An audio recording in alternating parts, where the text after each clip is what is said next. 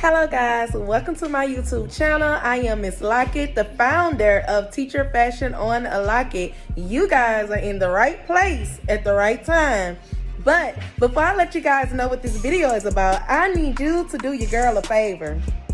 I need you guys to click that subscribe button and also click that notification bell for more amazing videos.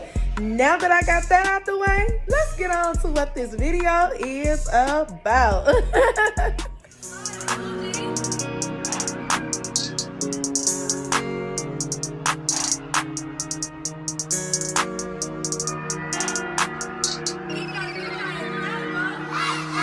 Alright guys, today is the day that we celebrate our 600 subscribers. So yes, as I said, we was going to do a mukbang, a seafood mukbang. So I'm going to just go to a restaurant, the seafood restaurant, and do the mukbang from there because it will be easier. I won't have to clean up at home. And yeah, so that's where I'm on my way to.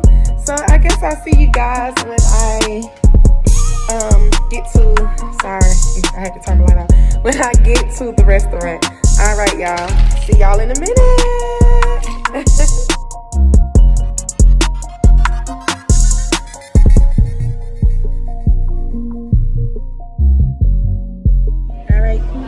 All right, guys. I made it to the restaurant and thought I was gonna come here and be able to vlog the way that I wanted to vlog the mukbang, but they're kind of busy, kind of packed, and the wait time is kind of crazy. So I luckily found the seat at the bar.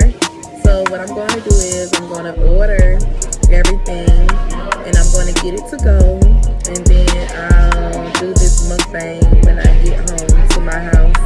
So yeah, the mukbang is still happening. Just going to have to transition back to my house. So yeah, I'll see you guys when I get back home. I'm about to make my order now for everything I'm going to get. Yeah, I'm kind of excited because I don't know what I want to get. I know I just want to get a lot of stuff for the seafood mukbang, y'all. And I love seafood, so yeah, I'm super excited. I think I'm going to get some shrimp, some crawfish, corn, potatoes, maybe a crab leg. Let me see what else. Maybe crab cakes, and then they have like these crawfish beignets or something. So I think I'm going to try those too. So we're going to see what I get in a minute. All right, guys. I got our mukbang food to go. So yeah, I'm gonna have a tray at home. I'm gonna put everything on the tray, and then we're gonna get to it. Alright guys, I made it back home. I done washed my hands, so we are about to get ready for this mukbang. I'm about to show you guys everything that we got for the mukbang, alright? So get ready!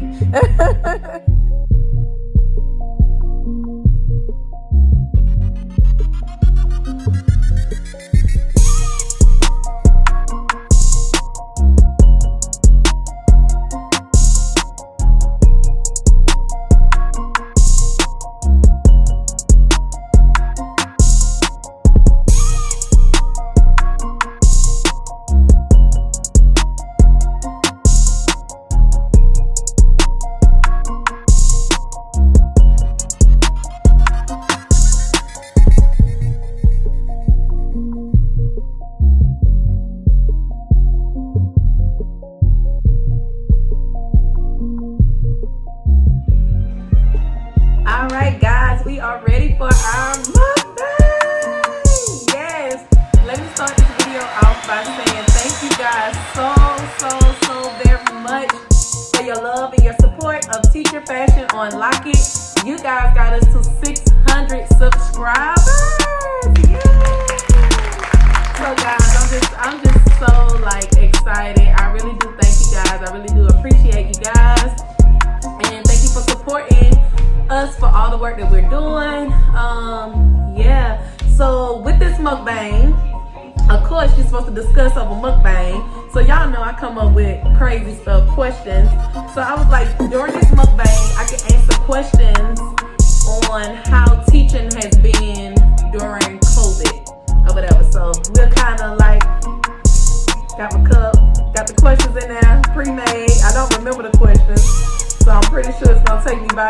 surprise. And yeah, I'm gonna pull them out and answer them as we go. I know y'all see my Christmas tree. I know I need to take it down. I'm gonna take it. I'm gonna take it down, but it's a sunflower tree for strength, y'all. For strength. Sunflowers represent strength. But yes, let's get on into this video. Let's get down. Let's try something. All right, let's try this. We're gonna try. This is a beignet ball, I believe. So let's see how this goes.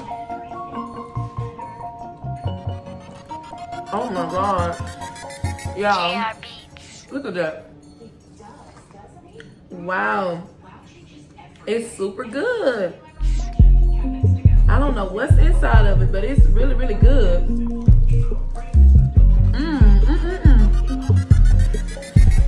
All right, y'all.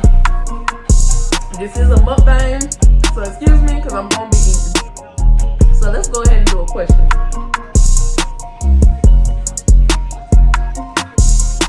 All right, first question. It says, what was it like working at school when coronavirus outbreak surfaced? It's always that first question. Wow. Y'all, do y'all know we rolling up on a year since coronavirus like been out and about, like known out and about in the world, well, in the United States I should say. So yeah, I remember, I think our last day was like March 15, 2020. And I don't know, I just remember it being kind of like scary a little, but I don't think I was like so concerned like as how I am now. And yeah, when we left school, when we left work that Friday, I'm not gonna even lie, y'all, I thought we was gonna be out of school for like a week, maybe 2 weeks, but I didn't think we was gonna be out as long as we have been out. So we're working up on a year of being out of school because of coronavirus. Well, we're back in school, but the new way of school, I should say. But yeah, when it first broke out, work was crazy because like the kids, we didn't know much about the virus. The kids were still coming. At this point, we wasn't wearing masks. We was like coming, but I think we was told that like we couldn't go on the playground and all this kind of stuff. So yeah, it was crazy when it first broke out because we didn't know anything about it. And when we finally left school and we didn't come back, I think it left a lot of public school teachers like wondering or trying to learn how to do the whole virtual thing. So I really do think a lot of schools probably took the asynchronous way of learning, of just posting work up and letting their students do the work. And I don't think it was as much live teaching and experience that we have now. So yeah, that's that. All right, let's do another one. What has been the hardest part about teaching in the pandemic? Woo! The hardest part about teaching in the pandemic, I have to be honest, is everything about it. Everything is hard about it. Just everything, not knowing, and if a case happened in your class, knowing that your class can get shut down at any point. So yeah, it's just been hard. I teach kindergarten, as you guys know, so I'm used to my kids interacting together and like playing together and teaching them how to share and all these social emotional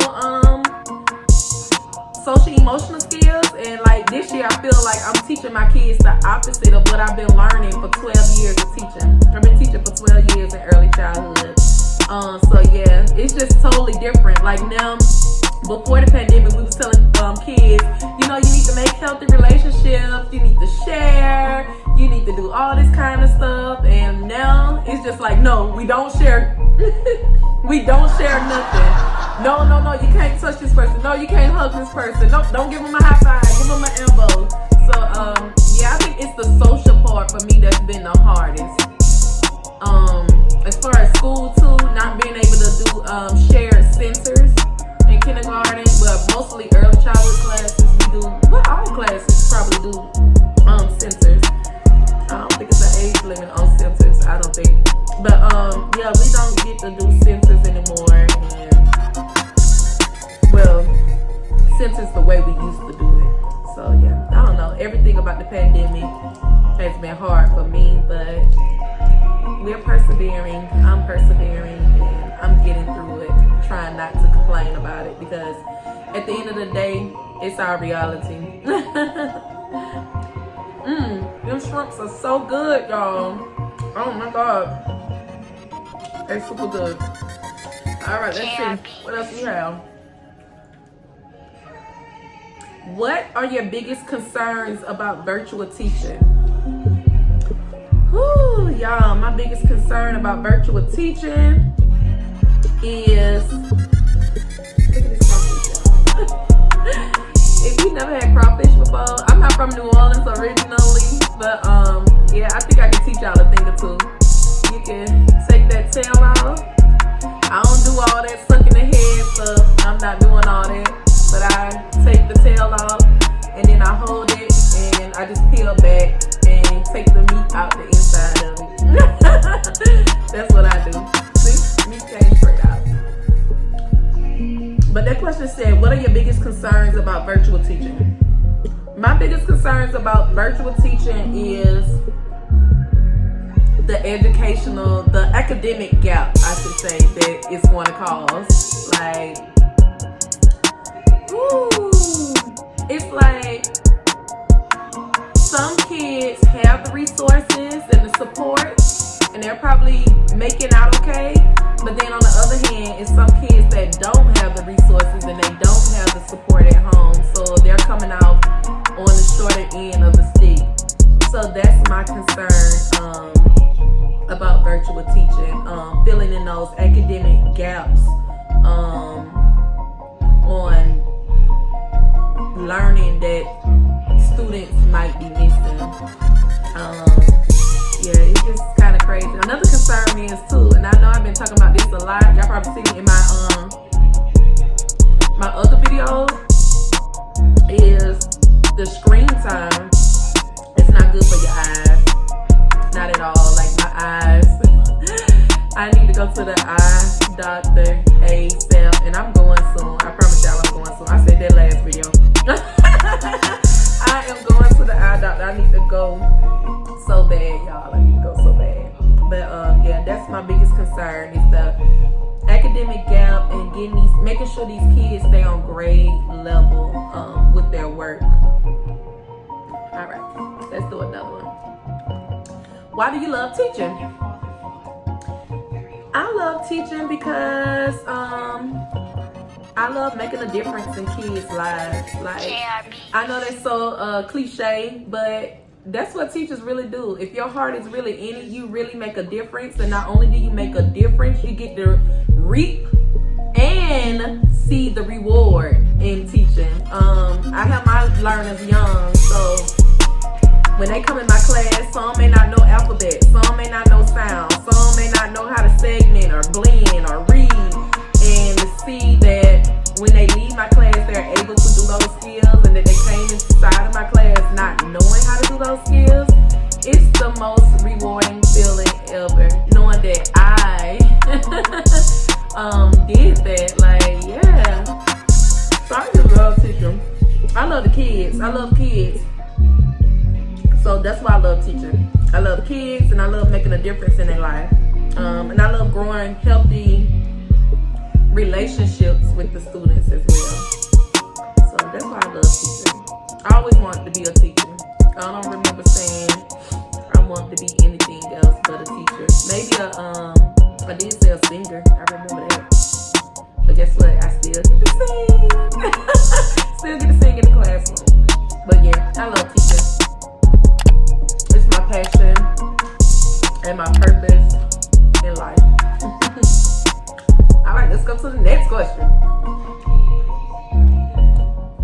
What do you miss about teaching in person? Woo. I don't miss nothing about teaching in person because I am teaching in person in the pandemic. I'm teaching in person and I teach virtual. But what I will say, I guess I can answer what do I miss about teaching in person before the pandemic. I would have to say the interactions. The healthy play and working more with our hands and the shared play, I guess I should say. The shared learning, shared play. That's what I miss about in-person teaching before the pandemic. But I teach in person now and I teach online now. It is the hardest thing ever, y'all. When I get off of work, I am so tired. Like, I was that teacher that would go to school and stay there till like 6, 7 o'clock at night because I wanted to, not overworking myself, but because I wanted to, and wanted to be prepared and organized. But now, y'all, I run straight out the door. If I could run out the door when the kids run out the door, I very well would do that.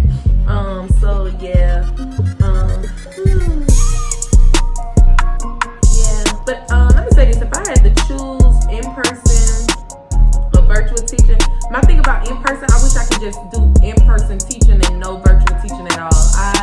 I strongly dislike it. I can do it, and I've been successful at doing it, but it's not my preference. It's not what I want to do. Like, I am a classroom teacher. I am not a virtual teacher. I did not sign up for this, the virtual class teacher. So, I do it. I do it every day because I know these kids need me. But I am not fond of it at all. It takes all the energy out of you. Like, my schedule a day, I double teach every day. So, like, for an example, in the morning, I do my SEL. I have my virtual kids on while the in-person kids, like, we do all of that together. And then after that, I give my virtual kids like a 5-minute break to go use the bathroom, get water, and then I set up my in-person kids on work online, independent work that they can do online. In which, if this was a regular school year, it would probably be them as centers and me doing more guided teaching small groups. But I set them up, and once I set them up with the teaching, with their work, their independent work, I log back on to my Zoom, my virtual class, and then I teach them math. After I get through teaching them math, my kids, it's in person, they switch, so I end up teaching them next. So yeah, y'all, it's so hard. Like, I am tired every day that I get home. Every day that I get home. So, it's nothing that I miss about in-person teaching because I'm still doing it and I'm still doing virtual teaching. I'm doing both. All right, let's see. Let me do another question. Corn so good. Let's see. How concerned are you about student social emotional well-being right now? Now, this the one.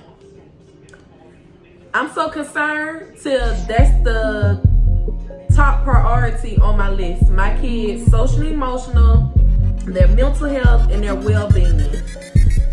That is what I'm concerned about this year. As long as my kids are smiling, as long as my kids are happy, I can't help my circumstance. That's what makes me happy. My main goal is to keep them healthy. Like, they too young to understand in depth of a pandemic. So I try to keep it as fun, happy, joyous as possible in my classroom. I sing, I dance, I joke with my kids. Because their well-being and mental health, social emotional is everything to me. I feel like if I could continue to teach these social emotional skills and learning, then academics can come. Like, if I can get them to master these social emotional skills, academics will come easy. So my main goal, I'm sorry, is my kids well-being and then academics. Like, this year, I'm so sorry. I just want my kids to be happy and to go through this experience as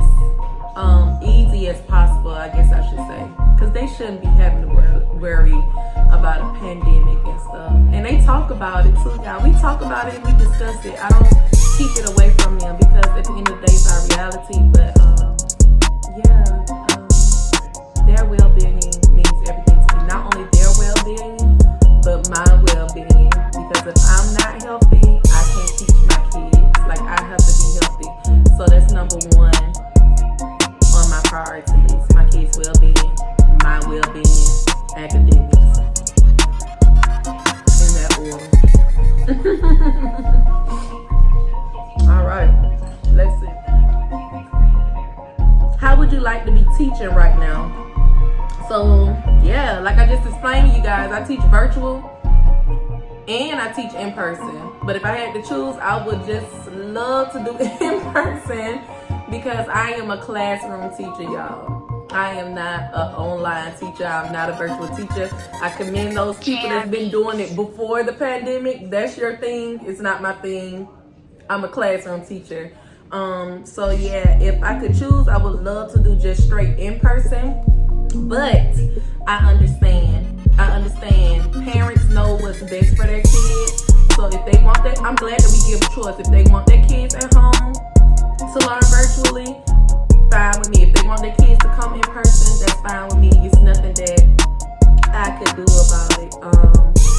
All I could do is come and do what it is I'm supposed to do every day and do it to the best of my ability. Do it as best as I can. Cause to me, like, y'all, this like first year teaching again. And actually my first year was better than this year. Out of 12 years, this I would have to say has been the most challenging year. The most challenging year. But it's okay because I'm always up for a challenge because a challenge always makes you stronger. So I'm not complaining at all, but it is the most challenging year. Like, you can't just have perfect years in teaching. So yeah, if I had to choose, I would just love to be doing straight in person, but I get it and I understand. It's our reality and my heart is so into teaching. I know it's what I have to do. It's what I have to do. All right. Let's see. How difficult or easy has it been for you to follow the COVID safety measures? Y'all, it hasn't been difficult at all. And I won't say it hasn't been difficult, it hasn't been easy either. But I would say in the middle because I follow the safety rules. Like, I'm glad at my school they have safety rules set up. You know, you do your temperature, make sure you sanitize, hand washing, all these safety measures. But I follow all the rules. All I can do is be accountable for myself and pray that everybody else around me is being responsible. But I think I'm gonna go ahead and say it's been pretty easy for me because I've been following the guidelines.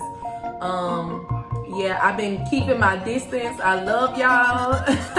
I love teachers. I love to socialize. But this year is not the year for me to socialize. I don't want to be in nobody's face. I don't want to breathe nobody's air because I can only be accountable for myself. Like, I know the safety measures that I'm taking. I know what I'm doing. Like, I literally go to work and come home. That's all I'm doing. You might have some people that's going to work, going out, doing all this kind of stuff and still coming. I don't know. But I pray they not. Please, I hope y'all not. Any teachers out there. But I know that I'm being as safe as possible, so I can only be accountable for myself. So I want to keep myself safe. I want to keep my students safe. I want to keep everybody safe around me. And that's the way I feel like I deal with it. Just, look, I'm sorry. I don't want to come and say, let's do some Zoom meetings. If you need to talk, call, text me, FaceTime me. I'm keeping my distance. I'm really following the 6 feet distance, probably more than 6 feet. Yeah, so it hasn't been hard at all. Now, as far as the classroom, I can say at first, at the beginning, because I'm a kindergarten teacher, it was kind of difficult because, like I said, the kids are still trying to understand this pandemic. They used to, in the past, being told to share, being told to act this kind of way or do this or do that. Or you really had to adapt to the new way. So I know it's been kind of difficult for them. Not being able to hug your students. Y'all, I'm a hugger. I love my kids. So not being able to hug them and to love on them the way that I want to, I would say that's the difficult part. But we get through it and we persevere, and I'm glad that I have a relationship with my kids. They know that I love them and they love me because they tell me every day. I tell them every day. So yeah, we following these safety measures at all costs. I even have my own safety measure rules.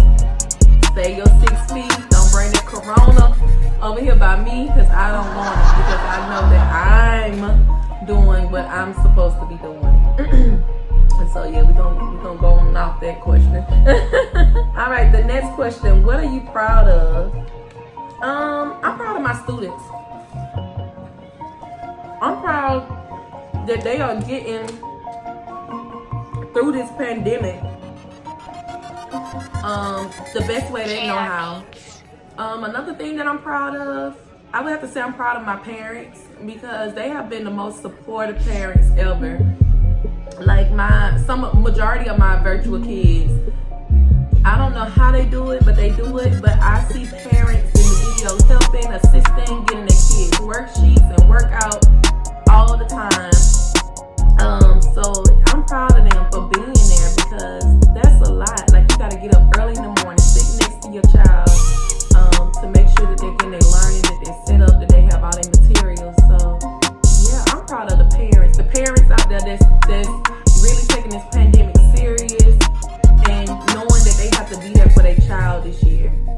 Even though it's difficult, but being there for your child, just going above and beyond for your child. So I commend all those parents out there that's going above and beyond for your child, because they need us, they need you more than ever before.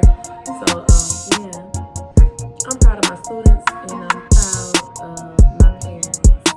I don't know if any of them will ever see this video, but if you do, I love y'all and I'm proud of y'all. Keep your head up, it's gonna get better, y'all.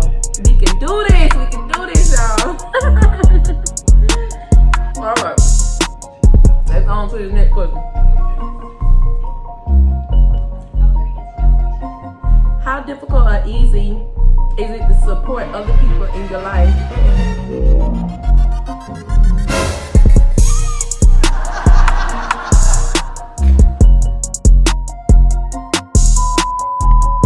To support other people in your life with the current learning model. It haven't been that hard, because I have little nieces and nephews, and to be honest with you, they was the motivation behind me starting Teacher Fashion On LOCKett. Starting Teacher Fashion On LOCKett YouTube channel, because I wanted to find a way where I could still, because I'm a teacher, and my little nieces and nephews in Atlanta, so I wanted to find a way where I could still be involved in a educational journey, even though I can't be there as often as I would love to because of COVID and I'm not traveling like that. That's what y'all want to watch? Yeah. So we're gonna watch some Teacher Fashion On LOCKett. Then we're gonna take a picture of yeah, I do it for them. Like, if I feel like if I can do a story time and they can listen to the story time, at least I'm picking up some gaps in their life somewhere. For my family, my friends, with children, or anybody, my new subscribers, your kids. So yeah, let them check out story time. We do letter of the week. And I have some more educational content coming you guys' way. So yeah, it hasn't been difficult at all. I think now, in times of this whole COVID thing, we have to be really creative in doing things, and I'm always for creative. So yeah, you gotta find a way to do it. So I don't think it's been that difficult. And plus, thank God for technology, because you can always FaceTime, YouTube, Zoom, and all these other awesome technologies that they have out there. So it hasn't been that difficult. At least we have an alternate. All right, next question. What motivates you to keep going to school teaching? The kids. That's what motivates me. Because teaching is what I do. I don't do nothing else. No other things besides my little side stuff like my crafting and stuff. But it's what I do. I know I have to be there for my kids. I know my kids need me. I know these kids, the youth in the city need me. So they are my motivation to get up and go every day. My heart is really into teaching. So I'm even willing to, I hate to say this, I hate that teachers are doing this. Risk my life, I guess I should say, because every day you go in the classroom, that's what you're doing. You're risking your life. Because this COVID, you can't see it. It's still uncertain. You don't know where it come from, when it can hit close to you. So, yeah, it's the kids for me. It's the kids for me. All right.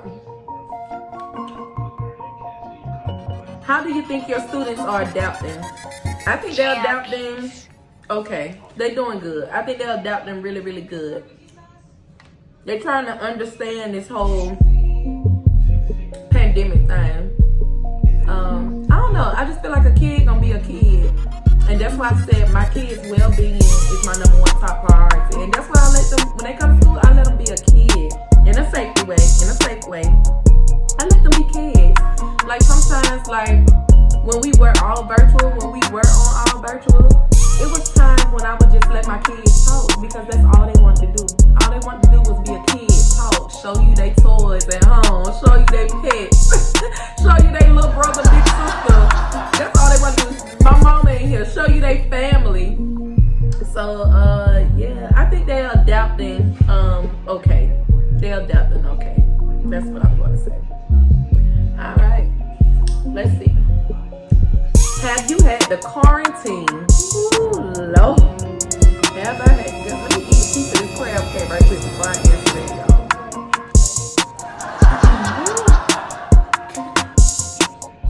Crab cake good. It's really good. All right, y'all. Have I had the quarantine? Yes, I have had the quarantine before winter break, and I don't think I never shared this story with nobody, so y'all getting it first. Before winter break, my whole class and me, we had the quarantine because I had a positive case in my classroom, and that was the most hardest thing. Like, I was so sad. We had made it. I was getting a little comfortable. Like, I was confident. Like, okay, this pandemic probably not that bad. We getting through it. No cases. We being safe. We sanitizing. And boom, right before Christmas, I get a case in my class, and I was just so hurt because we was getting ready for the Christmas program. We didn't even like do our song because we didn't record it. We was just getting ready for so much Christmas activities. I had done brought the Christmas tree to put up. It was just so much. That was just like so sad. I literally cried because we had the quarantine and I had to go back teaching virtually from my house, and literally had like just a few minutes to gather materials that I needed to take and bring home in order to have a successful, to teach the rest of the days that we had before winter break. So yeah, y'all, I had to quarantine before winter break. I was sad, my kids didn't understand, but there I go again, being the teacher that I am, making sure my kids' well-being. So my goal was to make sure that class was as fun as possible when we went back virtual.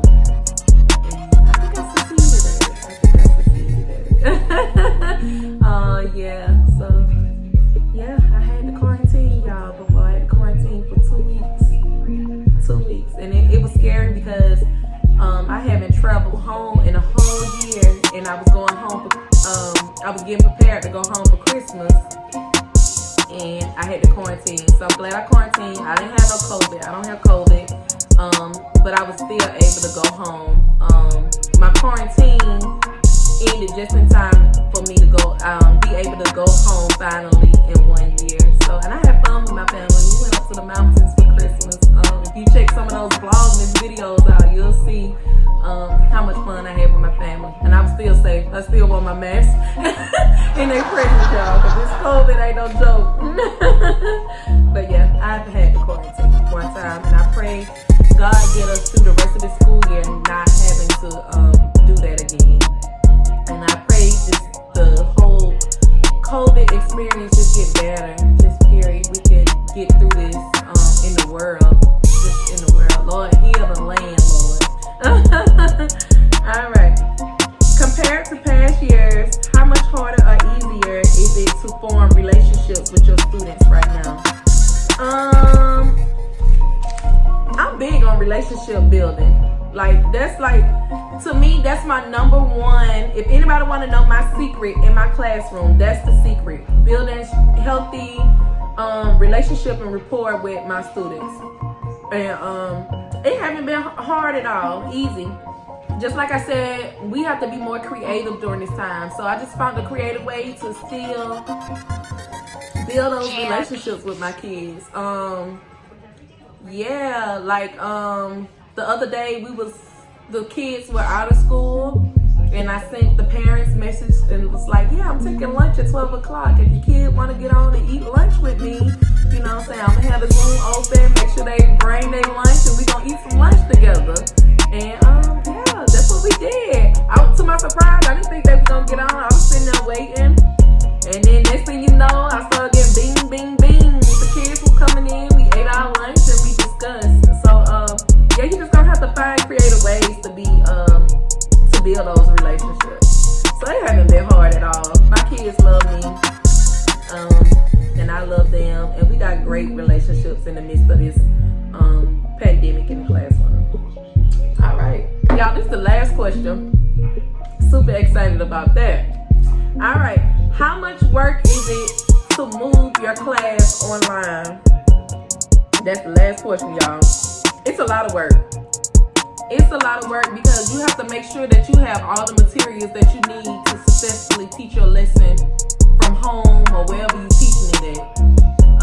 It's also hard work because you have to make sure your kids have all the materials that they need. So if you go online, you're gonna have to make sure your kids got the workbooks, got the curriculum, got the whiteboards, the markers, the pencils, the manipulatives, the readers, or whatever they need. You're gonna have to make sure that they have them in order for them to be successful. Because if they don't have their materials, that's the thing about virtual teaching. You have to have your materials. If you don't have your materials, it's just gonna mess the whole experience, the whole class up. You gotta have your materials. You gotta have your materials. So yeah, it's hard because you gotta make sure every child has everything that they need. You have to make sure that you have everything you need. Extra technology, like me, I use a doc cam. So if I do teach virtually, well, with my virtual kids that I do teach, I make sure I put the doc cam on so they can see the worksheets or see me do examples of different other things. So yeah, it's a lot of work. It's a lot of work to do class online. Y'all, this seafood been good. It's super good. But yeah, that was my last question. I hope you guys enjoyed this mukbang. The video already going long, going strong. So yeah, I'm gonna go ahead and end this video. I want to thank you guys so much again for subscribing to our channel, y'all. Thank y'all. It's all because of you guys that we are successful, and I really do appreciate y'all love and y'all support. I hope you guys continue to love on us, continue to support us, and yeah, if you're watching this vlog and you're not subscribed, please hit that subscribe button. Also, share this video, share any video. But yeah, thank you guys again, and deuces. We on the road to 700 now, y'all. I don't know what we're gonna do 700